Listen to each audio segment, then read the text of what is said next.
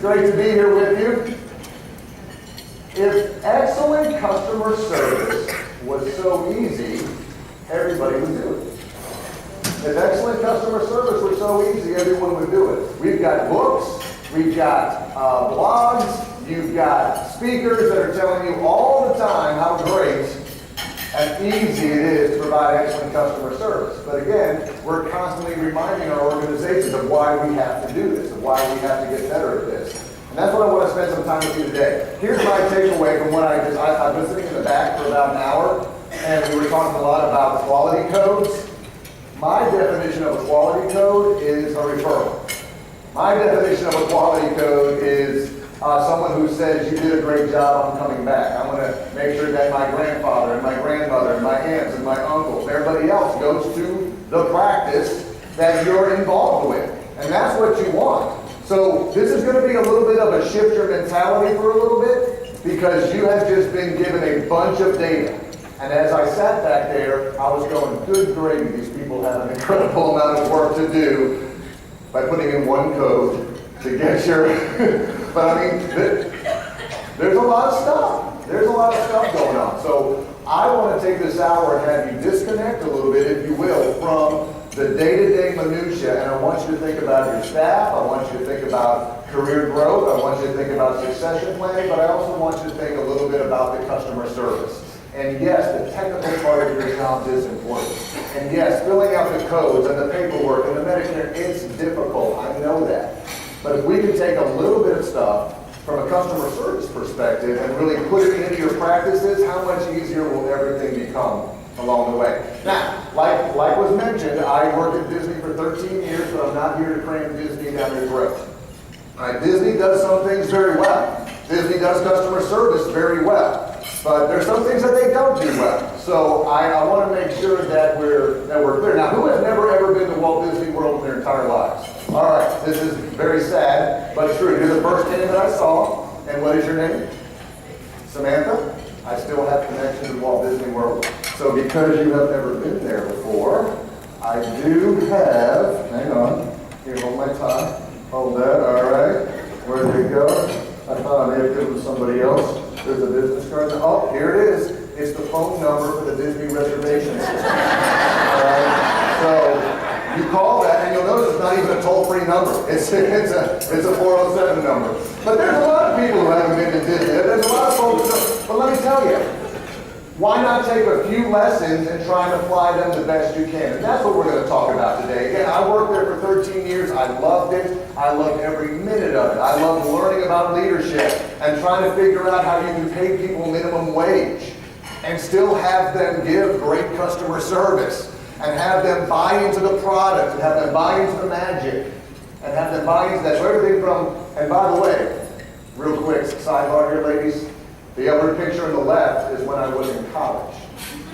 So if you were in college in the 80s, you could have been dating that. Yeah, my wife always tells me I have no idea why we got married. But it was a great experience. It was so much fun. And I get excited about just going out and sharing a little bit about how you can add a little bit of Disney magic to your customer service in one way or another. Because those referrals and those web posts, it is scary how much there's out there on social media these days. It is scary how one bad post can affect everything. And most of the time it's not because you didn't do the surgery correct. And most of the time it's not because of something going on medically. It's because the person wasn't nice to me. I didn't like the way they looked at me. There was a cup of coffee pot, and I said, can I have a cup? And they said, no, staff only. And you're like, I just saved your eyesight. And you're quoting about a cup of coffee. So this is important to your customers. You all know that. So we want to take just a few minutes today and share some helpful hints with you. For those of you who have been to the Disney theme parks and resorts, tell me what they're known for. What are 2 or 3 things that when you hear Walt Disney World or Disneyland, you know you're going to get when you go there?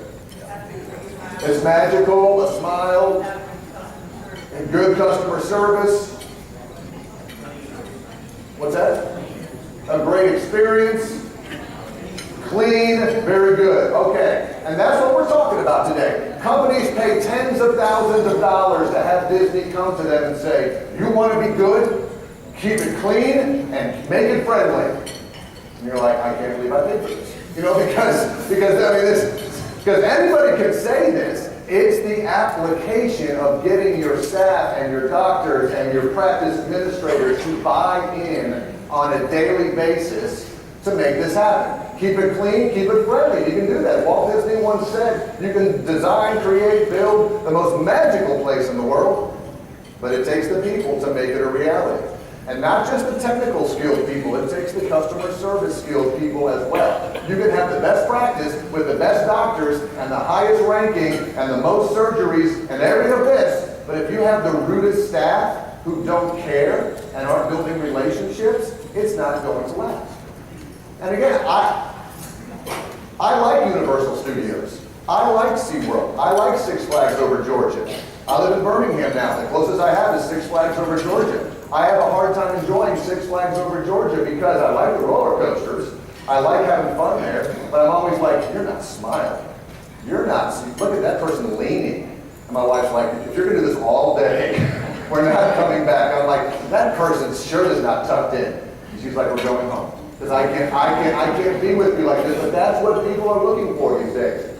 So what I want to do for the next 45 minutes or so is drill down into 3 areas that if you really focus on in your practice, you can get better at it. You can increase your number of referrals, you can increase your ROI, you can grow as you want to grow if you focus on these 3 main things when it comes to customer service. And number 1 is you got to be consistent.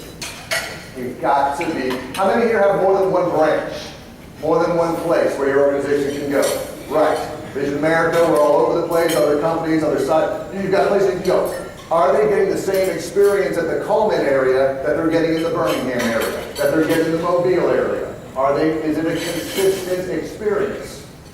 Disney, we want to make sure that if you go from the Magic Kingdom to Epcot, to Disney MGM Studios, to Disney Hollywood Studios, all the way over to Animal Kingdom, that you're getting the same experience. And that's hard to do when you've got 55,000 people.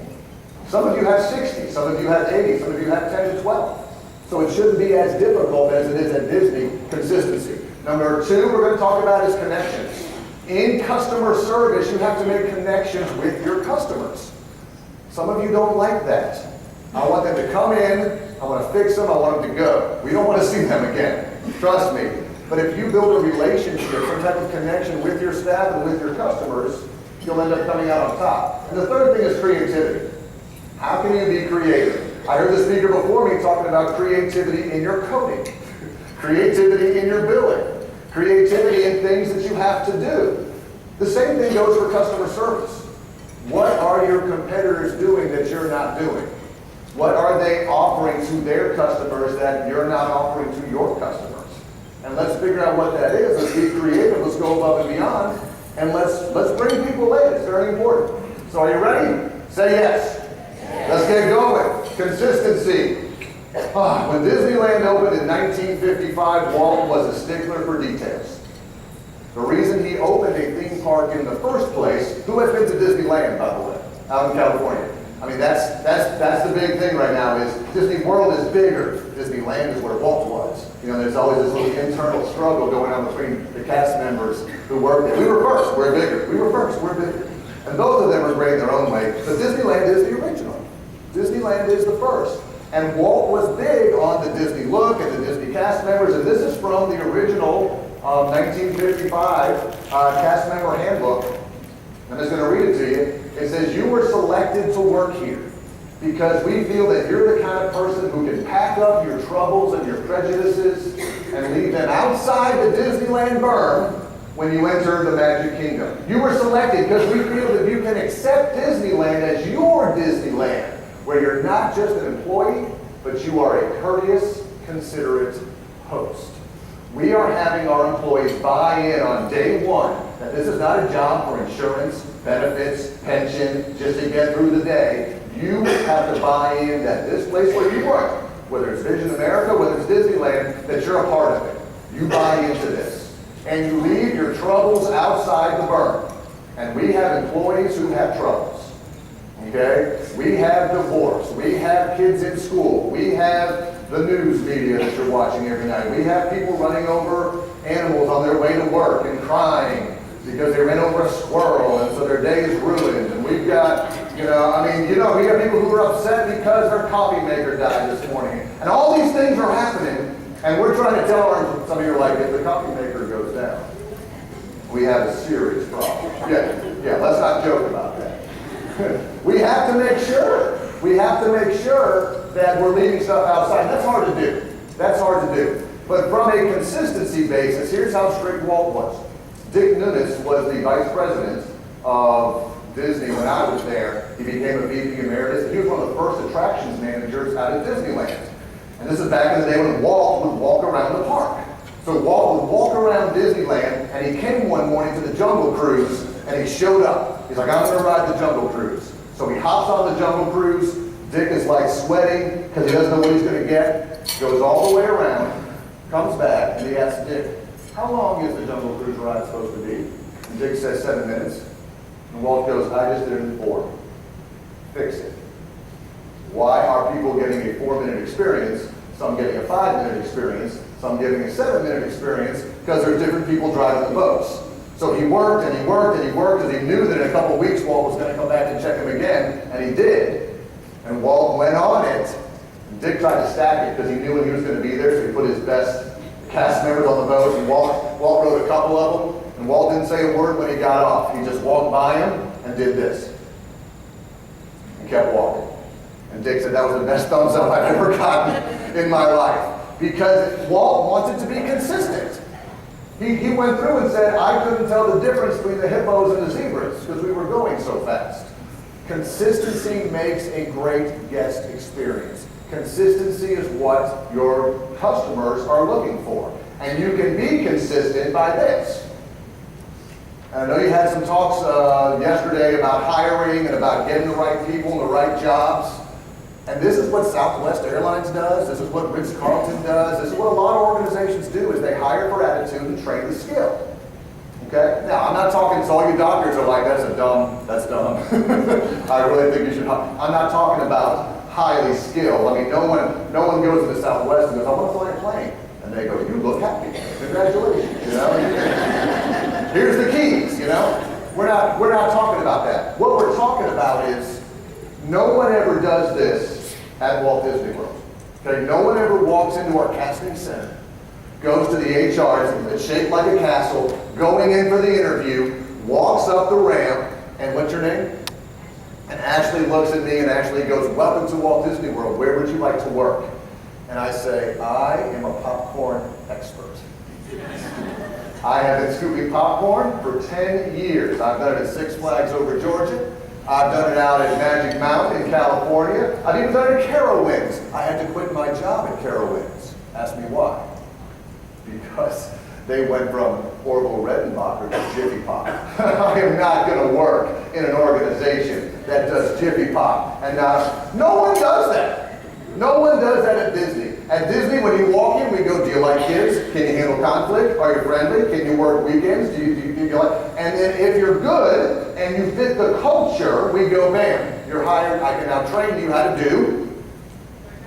I was going to say popcorn. Hey, say popcorn. Yeah, train you how to do your job. Or train you how to do popcorn. Absolutely, that's what we're talking about. Because you have to make sure, because what you all end up doing is you'll hire somebody because they have a great skill set.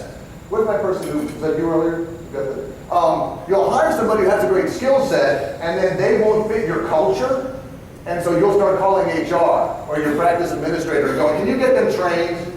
Can you get them trained? Can you get them fixed?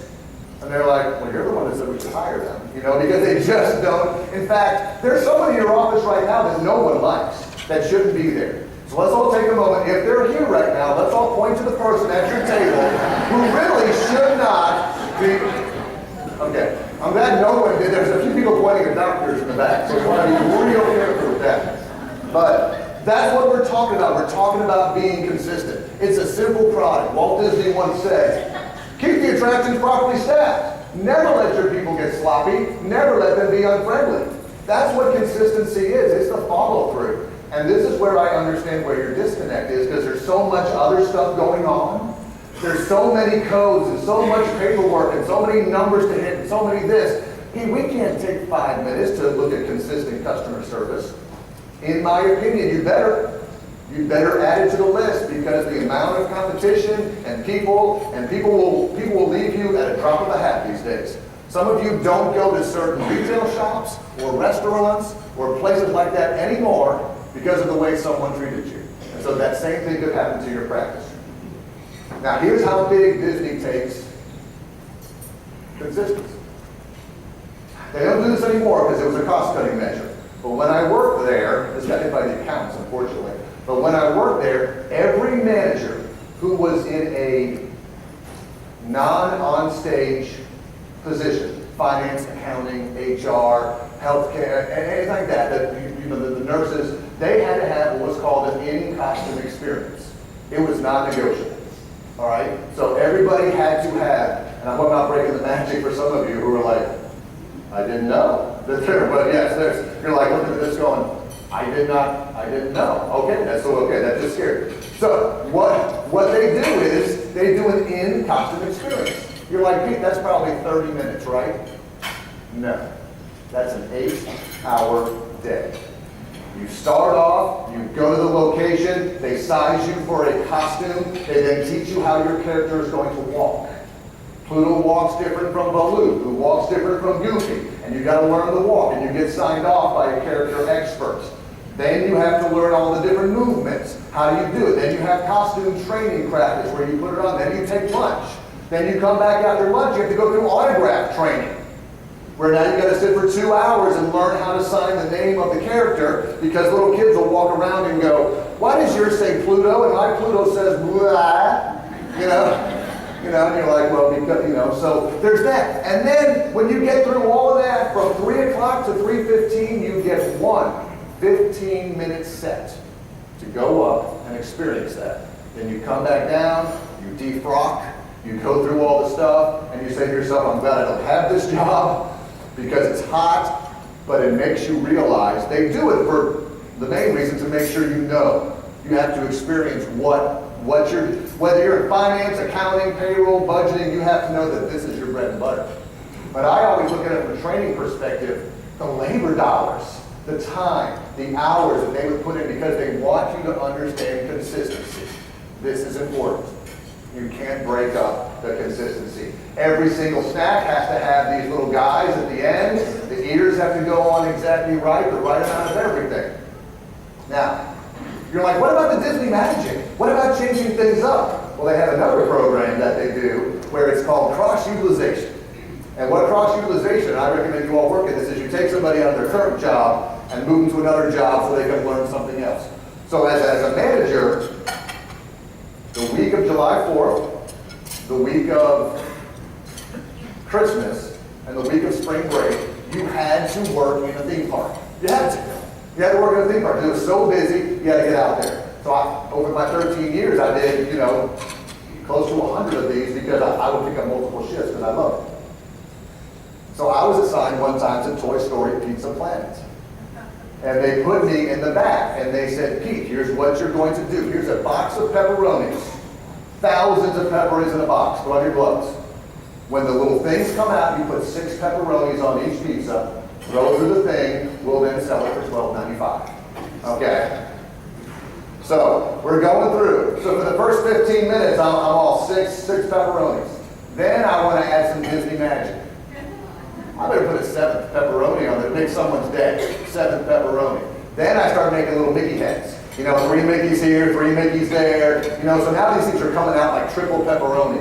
The manager comes running back. Who's spunking up the pizza? And I said, I'm making Disney magic.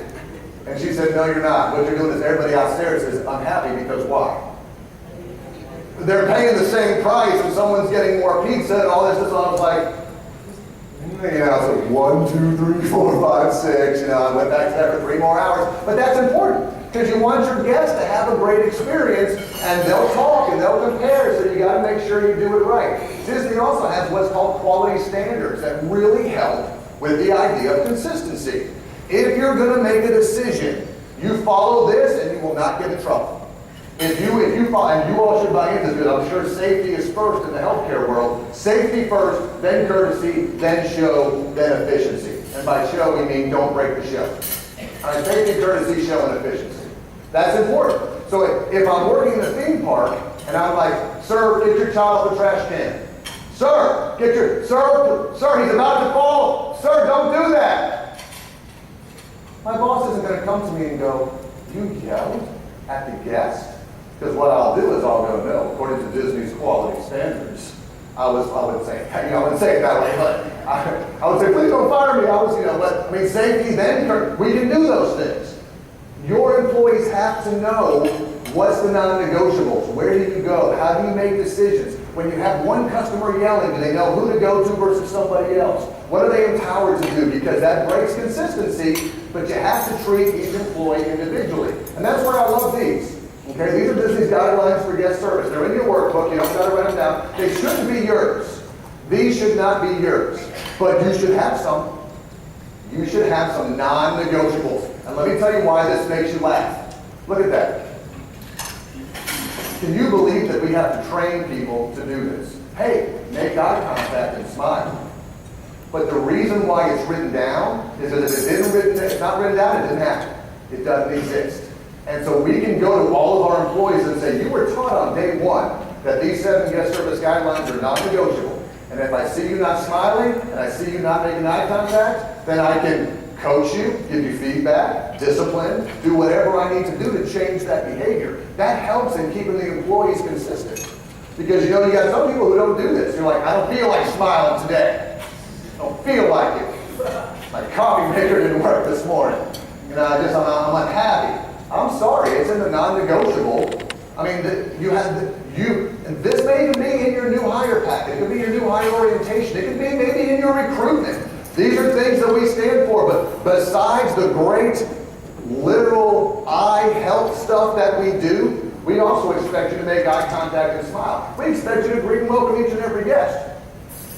Doesn't matter if you work in parking or the Magic Kingdom, everybody is supposed to be saying welcome, welcome, glad to have you. If you're leaving on your break from your practice and you're walking out to your car to go to lunch and you see someone walking in and you're like, thank God I'm going on break. That's not the correct statement. The correct statement as you walk by that person is, hey, good morning, glad to see you, we're looking forward to seeing you. That's probably a bad analogy. You're looking forward to seeing you. And then I'm done, thank you, I'll be here all week. Greet and welcome each and every guest. No matter what. Number 3, seek out guest contact. When you see someone, and this is a true story, it happened at Dr. Paul's when we were in Birmingham. There was a woman, we were getting ready to have our training session. And so it was about 4:45 and they had closed the office down. This was about a month ago. And this one lady came out, she had just gotten some work done, and when she came back to the main lobby, the lobby looked different. Because it was all set up nice, like tables of 4 facing each other. But then when she came back in, it was all set up in rows, because we were going to do a little training class. And she looked like she stepped into another world. She came out, she walked by the exit doors, and she walked over to the rows, and she went, where am I? How do I get out of here? And so one of the employees popped up and walked over to her and said, what can I do for you? She's like, I don't know where my husband is. So she walked her around through the building. They came back and she's like, did you all make changes while I was gone? And she's like, yes, we made, and they reunited the couple. But it was better than standing back and going, oh, she's going to have a hard time.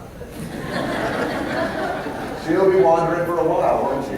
You got to jump in there. You got to jump in there right away and help. Number 4, we're going to talk a little bit about this later, but immediate service recovery. We will make mistakes. You will make mistakes. Human beings make mistakes. From a medical perspective, we try to minimize them. But from a customer service perspective, when we make mistakes, when we tell them their wrong appointment time, when they show up at the wrong branch, when we forget to document something, it happens to the best of us. You can shoot for 0 defects, but it won't happen. How do you provide immediate service recovery? Service recovery. My second job at Disney was working at Dixie Landings Resort, which is now called Port Orleans. And I'm working the front desk. This is years ago. The gentleman comes up, I check him in, I give him the Disney magic, have a great stay, enjoy your stay, all of that. About 30 minutes later, he comes back to the lobby, and he's at the queue line. And the person next to me goes, "Excuse me, sir, I can help you." And he says, "No, I'm waiting to see him." And he points at me. And I'm like, "Well, I'm on break." So that's what I wanted to say. I said, "Yes, sir." And I said, "Whoo." I said, "Come on up. How can I help you?"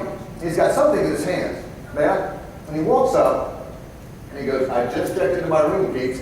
I go, "Great, how's your room?" He goes, "It's fantastic, but this light bulb was out over my bed. I would like a free breakfast." Some of you are like, "Yeah, I've done it." So I said, "I apologize, sir. I'm sorry that happened. Let me send a housekeeper out to you right away, get that light bulb fixed and all that." He goes, "Pete, I'm paying $149 for this room," which is that's a lot of money for a hotel room at Disney. And now that, and so he goes, "I'm glad you're going to fix the light bulb. I'd still like a free breakfast." I said, "Sir, what I'll do is I'll set you up for a special housekeeping super clean every day at 3 o'clock. I made it up. Where the housekeeping manager will personally come, inspect your room, make sure it's up to your speed, and we'll make sure this doesn't happen while you're here. That'd be great also. And I would like a free breakfast."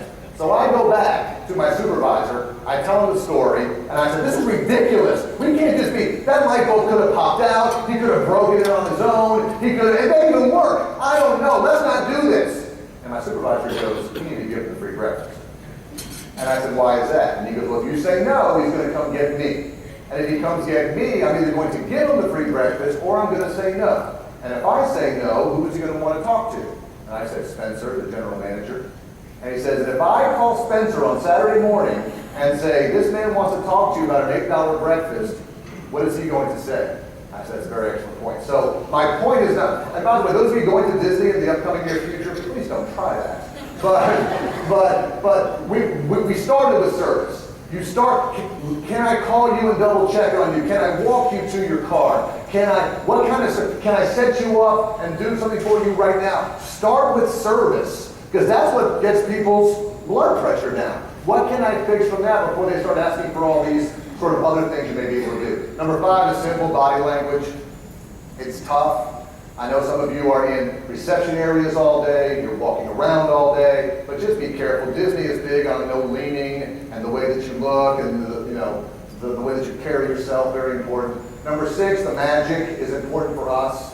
No one wants to see Cinderella smoking in the back, on her break. No one wants it. Snow White and her back there, those dwarves, I swear. No one wants to see that. And what you're saying is, "Well, Pete, where's my magic? How does that apply to where I work?" How many of you discuss how upset you are about your salaries or your off days or how long until you go to break? Or you go somewhere and you hear employees complaining about stuff or "Hey, did you know that the last guy that was there, the machine was broken?" Or, "Hey, the last guy that was in here, we actually pushed his eyelash in before we pulled it out. It helped with the coating, and all that." See, I learned too. So, I'm not going to any of you anytime soon, just letting you know. Why are you pushing so hard? It's just an eyelash. So, you don't want to have those conversations in front of people. You don't want to, how it is when you go to Belk or Penny's and the people are like, "This guy in my office," he's not in my office, he works for Buffalo Rock, which delivers sodas to all the vending machines, but he works in my building. And this is just a few months ago, he's rolling by and we're getting on the elevator together. And I said to him, "Hey, how you doing?" He goes, "Almost Friday." And I said, "Well, it's Tuesday." And he goes, "Yeah, well, we're getting there." And those are the kinds of things that you can't be living for the breaks and living for the lunches and living for 5 o'clock. That breaks the magic. The customers don't think you care about them. And finally, thank them. Thank them, because some of them do have choices. It may be a patient referral from a doctor and they refer them to you. So you're like, well, they don't have a choice. They have a choice in how they respond after the visit. They have a choice in what they tell their friends. They have a choice in what they post on social media. So if you're not saying thank you, if you're not saying we appreciate you, if you're not saying thank you for spending your dollars with us instead of with someone else, who knows what they're going to say about you. So those are the big 7. It's very important. These aren't yours, but you need some. You need some. Your employees need to know what the non-negotiable consistency, I don't care if you go to the Coleman branch, the Mobile branch, the Birmingham branch, that these are non-negotiable things. And they're easy to put in place. It's the enforcement that's difficult. And it's the enforcement that's difficult to make sure that they do this. The Disney Archives tells me that this picture is not staged, that someone had a camera back in the day, but that's Walt Disney picking up trash in his own theme park. Okay, consistency is if you walk through the parking lot and you see cups or beer bottles from over the weekend, you pick them up, you throw them away. You don't come in and call someone else. You don't call the janitorial services. If the dumpster is looking bad outside your building, you close the doors. If you look and there's empty coffee cups and your magazines are from 2002 that are sitting in your lobby, you get rid of them and you bring in somebody. Whatever you have to do, it's on you. It's on you to give them a consistent customer service experience because that's what every customer expects. That's what every Disney customer expects. There are over 70,000 people on a given day in the Magic Kingdom. How do you make every single one of them feel like this? By being consistent. Okay, so here's a couple tips for you. Number 1, experience your product as a customer. When's the last time you called your own branch? Now, I'm not saying secret shoppers, but I'm saying you do need to, every now and then, maybe do some partnering, drive up to Coleman, drive down to Birmingham, go in, find out. When's the last time that you found out how long it takes for your phones to ring? How long it takes for someone to call you back? How long it takes for me to sit in the waiting room? So experience your product as a customer. Demonstrate 0 tolerance for poor, average, good, or very good service. How's that for a paradigm shift? We give very good service. I have 0 tolerance for that. Because what do we want? Excellence. That's the only thing that matters. Disney measures on a 5-point scale. In fact, you can't go to a Disney theme park these days without somebody with an iPad. Hi, what's your zip code? And how was your stay? Hi, what's your zip code? And they're constantly taking data. And I got so excited my first time being a front desk manager at Port Orleans when I got promoted, and our numbers were great. The question was, considering everything, how would you rate your stay? Considering everything, the theme parks, the resorts, the food, the housekeeping, the recreation, because how would you rate your stay? 55% said excellent. 40% said very good. 3% said good. So 55 and 40, 95, 3 is 98. So I had 98% of our guests say that their experience was excellent, very good, and good. And my supervisor said that's horrible because you only got 55% excellence. And Disney data shows that people only return if they rate us excellent. How was your stay? Very good. How was your food? Very good. How was your service? Very good. How are the rides? Very good. Are you coming back? No. So if we can move the excellence by 1%, 2%, 3%, they're your boosters. They're the ones that post on social media. They're the ones that tell their friends. They're the ones that write articles. They're the ones that talk about your service. Not the very good people, the excellent people. So you've got to have 0 tolerance for that. And finally, like I said, explain and train your non-negotiables. So when you create your non-negotiable service standards, you got to explain it to your staff, and then you got to train them on it. Tell them what's going to happen if we don't follow through on this. Okay. Number 2, everybody say connections. Connections. Let's make some connections with our customers. You're like, why? Why? Some of you see customers over and over. They come back monthly. They come back weekly. They come back yearly. So why are we not making a connection with them?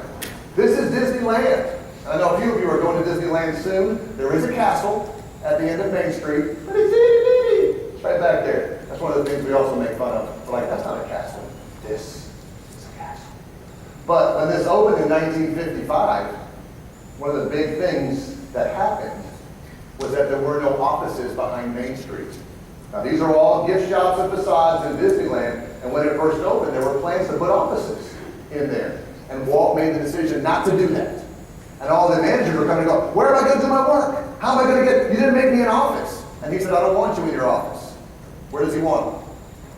I want you out. I want you out with the people. And you'll see really crazy, bizarre organizations that do this now. The front desk manager of a hotel sits out in the lobby. The practice manager, you practice managers, go back and make yourselves an office in the lobby. Okay, I'll be leaving now. Okay, so that's the dumbest thing I ever heard. But you're connecting with the people. You're out there. We had things called lobby shifts, where a lobby manager had to do nothing for 8 hours but stand in the lobby and talk to every single guest that came to check into the hotel. We're not doing budgets. We're not coaching the cast members. All we're doing is standing there. And it was a great shift for me. Some people didn't like it. You can imagine I liked it. I'll talk to you all day. And if you have a problem, I can fix it. And we can get involved in that. So you have to make the connections with people. Disney tries to make connections with people with these buttons.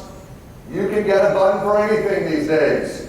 Just had a wart lamps. Here you go, happy wart lamps. They'll write that on there. This is my 7th child. Way to go, 7th baby.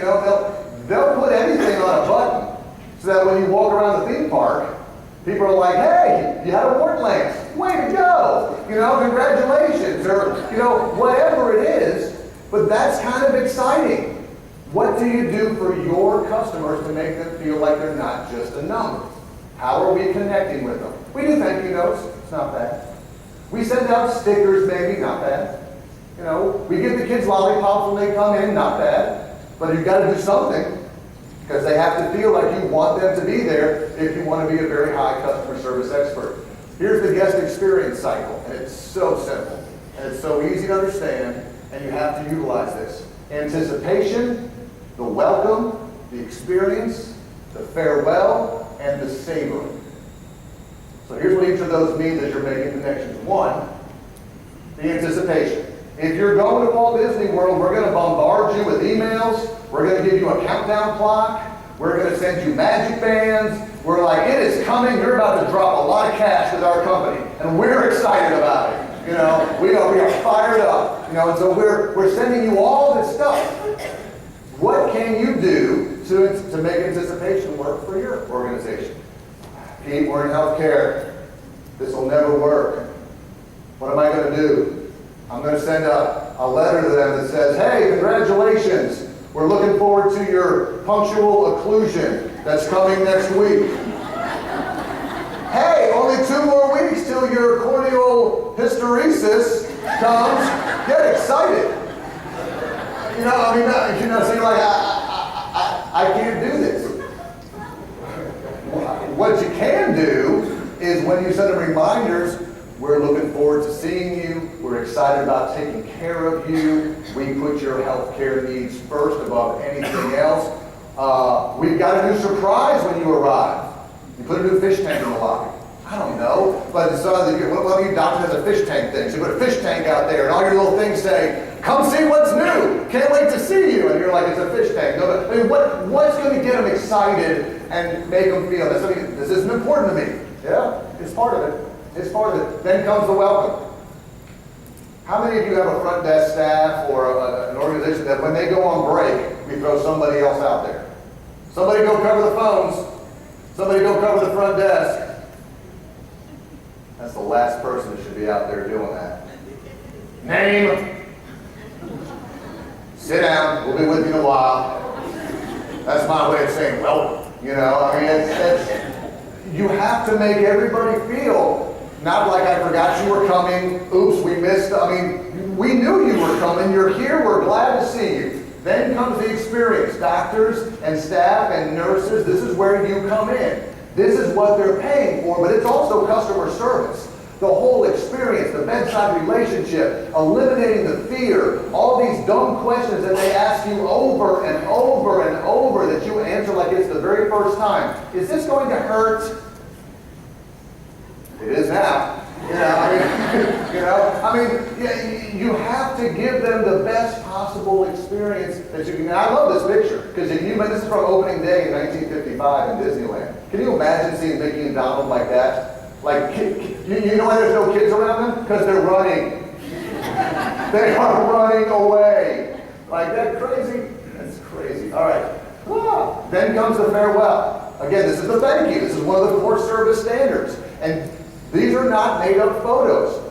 If you Spend time saying goodbye and saying thank you as your evening closes, on the way out, whatever it may be. End of the year, it'll pay dividends. Who's been on a Disney cruise line before?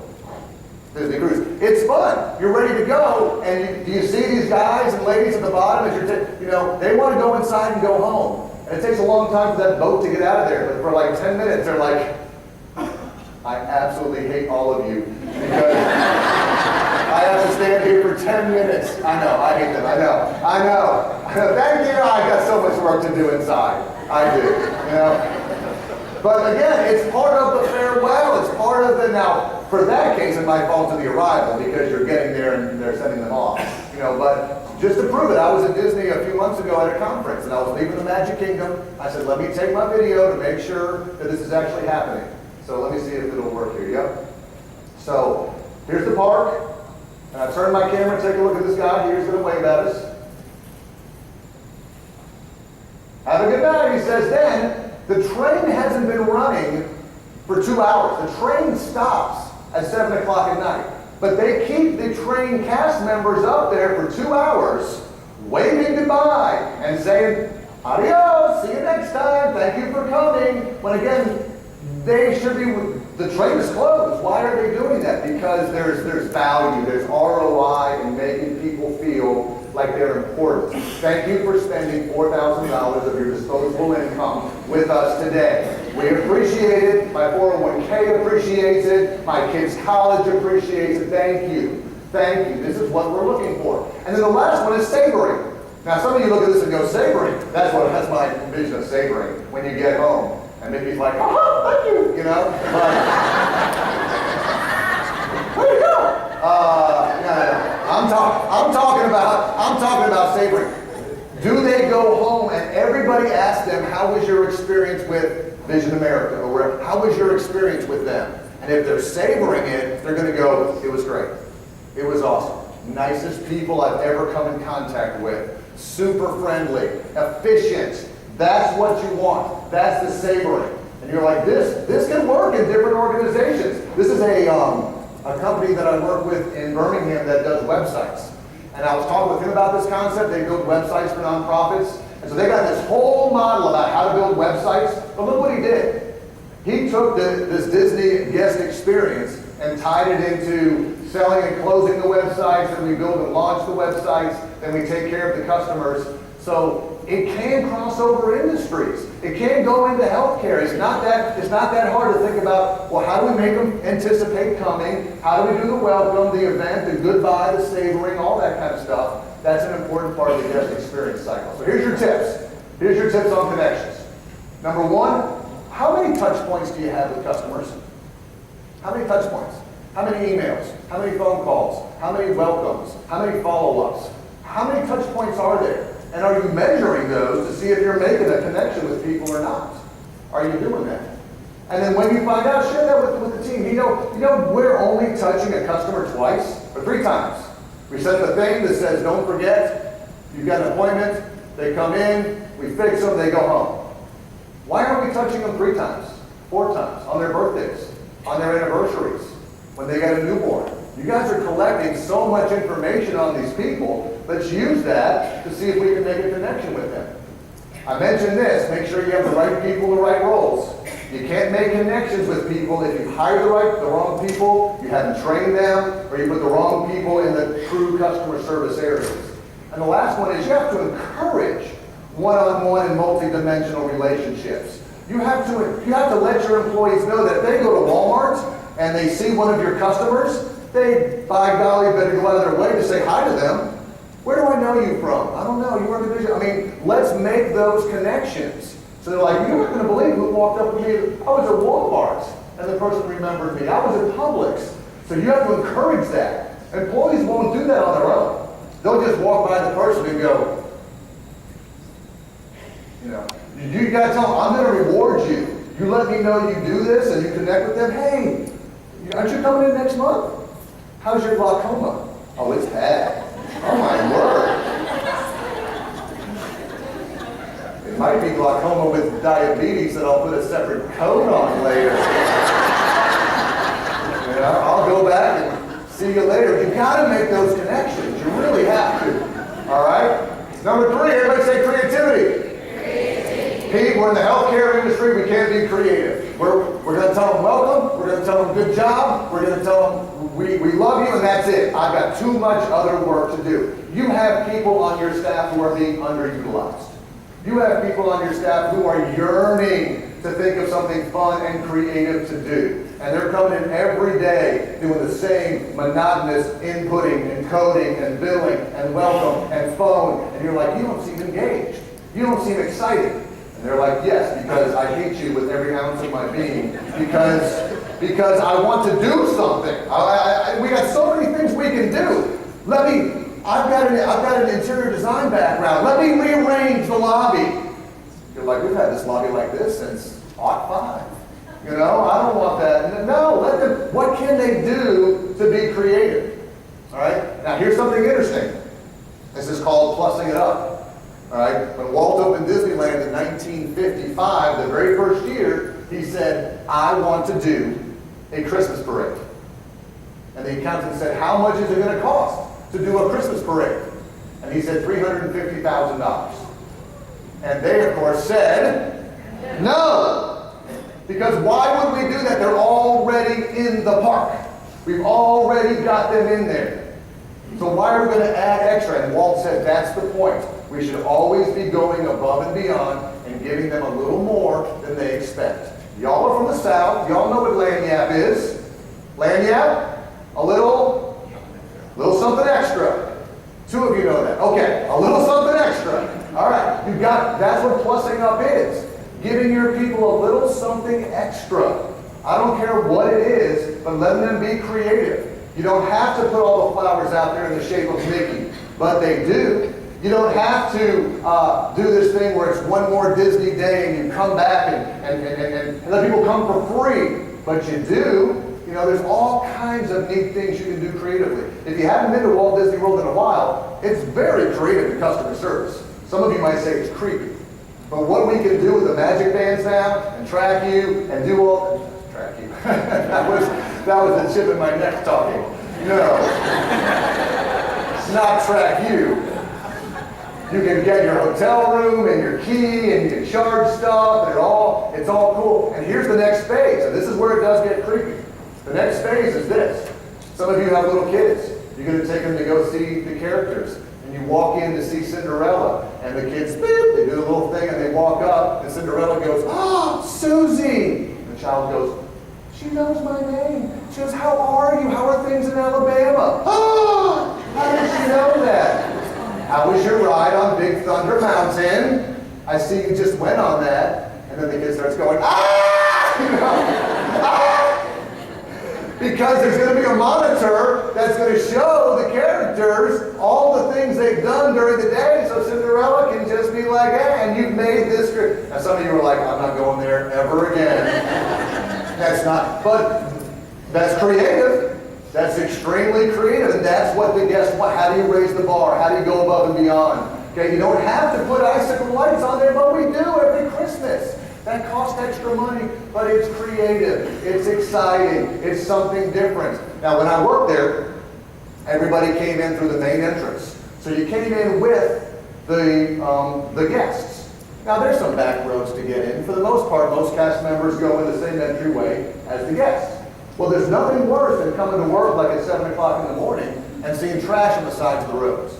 Because you know that guests are driving right by there. So Disney put in a trash pickup hotline. Whereas a cast member, if you're driving by, you can call 1-800-MICKEY garbage or whatever it was, and say, hey, just outside the main sign on the right, there's a 12-pack, check that, a 16-pack of Coors Light. Hey, 4 dirty diapers on the left side by the mini statue. You know, and so you can call it in, so right away people can get out there and do it. That's creative. That's a creative way to give customer service. Doesn't cost anything. Again, what can you do to keep the place looking good? This is Lee Cockrell. He did a lot of speeches recently. He talks a lot about Disney. He was my vice president when he got there. And one of his most famous stories is about how when he was in the airport one day, he was coming back from a trip. He's in Orlando, and he overhears this young couple talking about flying non-rev.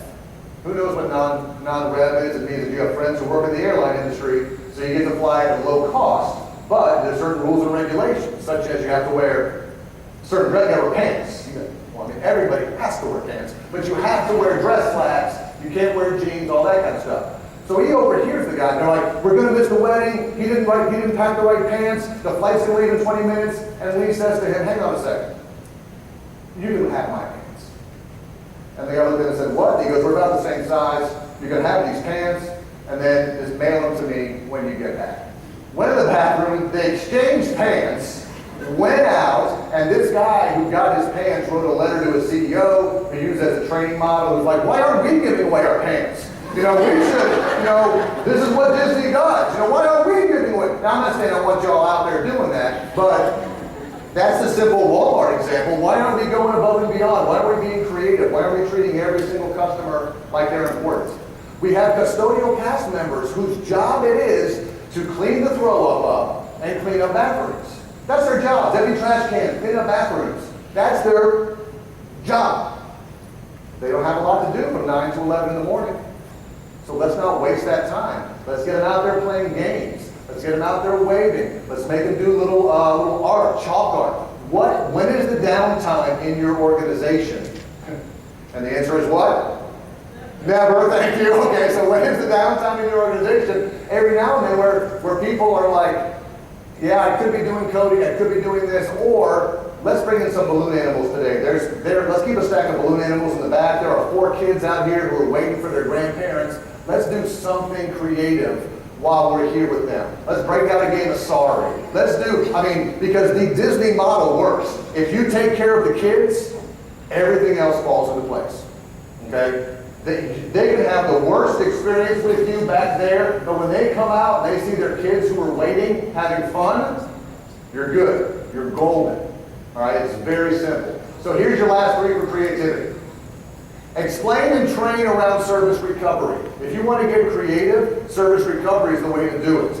Okay? Because you have angry guests that come all the time, angry customers, you make mistakes. Let's get some type of training about role playing. What can we do to help make sure that all these employees know how to fix it with service?